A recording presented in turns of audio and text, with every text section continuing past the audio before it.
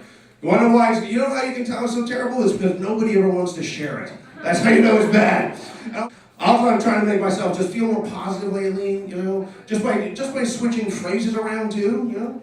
Like what you might call food poisoning, I like to refer to as an unexpected cleanse. Makes me feel a little bit better, right? I'm trying to go to the gym now too, and the gym I go to like an extreme fitness, and you have no say in what music that they play there. I was there the other day, and they were blasting Justin Bieber, and I didn't know if I should keep lifting weights or blow the guy beside me. Yeah, I got a funny feeling. I'm going to the gym now though, and I feel,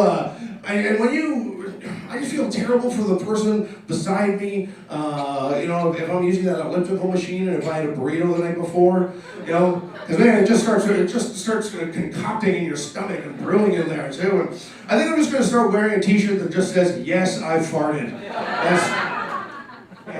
Why can't police cars become part-time taxi cabs, right? If you're sitting on the corner and you're waiting for a bus, it's cold out, and a cop car drives by, and there's no one in that back seat, that is a taxi cab waiting to fucking happen, right? Because if those sirens aren't going on, and a cop has told me this before, if those sirens aren't going on, they're just basically driving around aimlessly waiting for shit to happen. You know, let me get in the back seat, drive me in whatever direction the bus is going. I just don't understand how me getting a parking ticket serves or protects anybody, okay? If I get in the back seat, I'm just gonna go up there. Who wouldn't want to show up at a party in a cop car? No one's gonna fuck with you then. That'd be pretty cool. Just give me a drive to the beer store, you pork chop. Come on. I didn't get a chance to go. Did anyone go anywhere like warm or tropical while during the winter months here? Anyone go anywhere nice? A lot of people go to Mexico. People have great things to say about Mexico, they honestly do. My parents actually go to Mexico for about 2 months, you know, usually like January and February. And I got a lot of ignorant friends that say shit to me like, hey, aren't you worried about your parents getting murdered in Mexico? Aren't you worried about them getting murdered? And I'm usually like, well, I wasn't, but now that's all I can think of. Thank you very much. You know? I think that's a pretty ignorant thing to think. You know? You're going to write off an entire country because a couple people get murdered. You know? And I don't know if you realize this, but more Canadians die every year in Canada than any other country in the entire world, okay? How fucking safe do you feel now? It's a nightmare out there. I'm gonna get a chance to go to Montreal soon. Anyone ever been to Montreal before? Oh, yes? Montreal is awesome. I love it there. Montreal is Canada's only excuse city. You know? It's kind of like our Las Vegas. You know, any crazy shit you can get up to, you can just blame it on Montreal. It's amazing, right? You know, in Las Vegas, that's how they pitch it to you, like it's an excuse city. You know, they'll say, hey, what happens in Vegas stays in Vegas, or Come to Las Vegas and kill a hooker. It doesn't count. Don't worry about it. We got lots of them. But you can't say that anywhere else in Canada than Montreal. You can't say that, you know? You're never going to be able to say, but honey, I had to sleep with those two waitresses. I was in Winnipeg. And trust me, fellas, what happens in Halifax will still make it back to Toronto.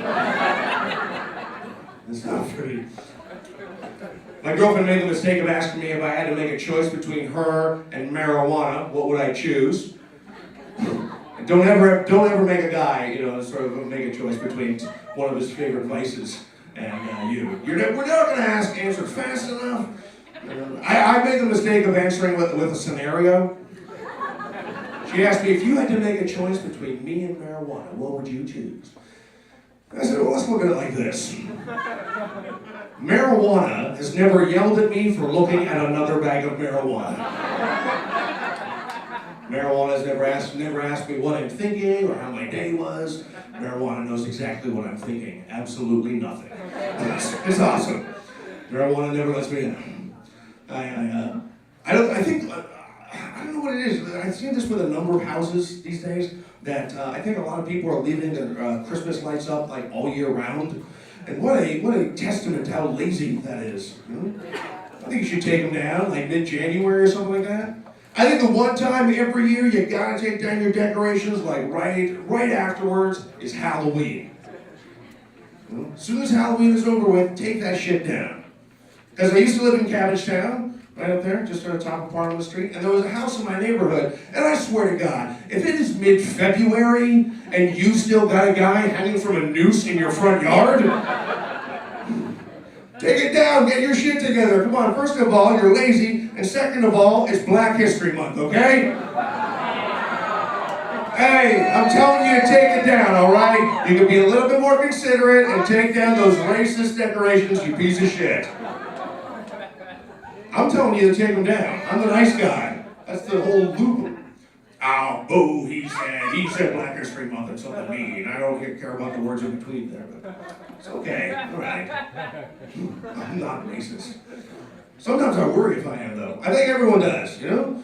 I don't care what anyone says. We all judge books by their cover. We try to be as open-minded as we can. If you've ever wondered if you are a little bit racist, here's a quick test you can do on yourself, all right? If you're driving along the highway, and someone cuts you off in traffic, and you pull up to the car that just cut you off in traffic, and if you look at who's in the driver's seat of the car that just cut you off, and if this is your reaction, oh, I knew it! Oh, what the fuck? Oh, it had to be. Why did the stereotypes have to be? You just might be a little bit racist. Just a little bit. Not a lot. Just enough to get by.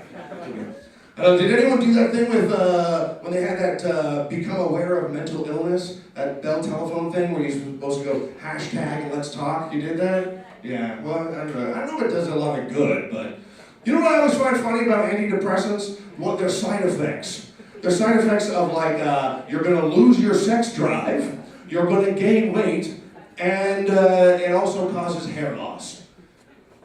Aren't those doesn't that sound like a recipe for happiness, first of all? Aren't those the reasons that a lot of guys get depressed because their hair's falling out and they're fat and they can't get a boner?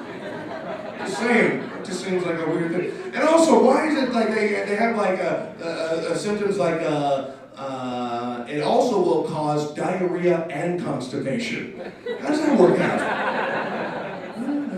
Oh, and my favorite is sudden death. That's a side effect. You can go on with your rest of your life after you have the sudden death. That's kind of fucked up. It's a weird way to do things.